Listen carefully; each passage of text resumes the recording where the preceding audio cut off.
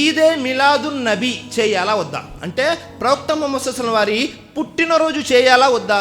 ప్రవక్త ముహమ్మద్ సల్లల్లాహు అలైహి వసల్లం వారికి ఇల్మే గైబ్ అగోచర జ్ఞానం ఉందా లేదా? చాలా మంది ఫాతిహా చదువుతూ ఉంటారు, ఎక్కడ భోజనం ఎదురుగా పెట్టుకొని. ఫాతిహా చదవాలా వద్దా? దర్గాలకు వెళ్ళాలా వద్దా? సమాధుల్ని చాలా స్ట్రాంగ్గా గట్టిగా నిర్మించాలా వద్దా? ఇలా అనేక విషయాలు, ఎన్నో విషయాలు ఉన్నాయి. అన్నీ కూడా ఒక్క క్షణంలో ఆ సమస్య పరిష్కరించబడుతుంది. ఎందుకని? దైవప్రవక్త వారు చేయలేదు, ఖురాన్లో లేదు, సహాబాలు చేశారంటే సహాబాలు కూడా చేయలేదు. ఎందుకని? ఇప్పుడు మనము ప్రజాస్వామ్య దేశంలో ఉన్నాము.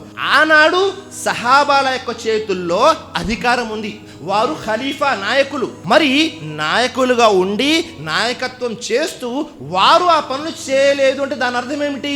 అది ఇస్లాంలో భాగం కాదు.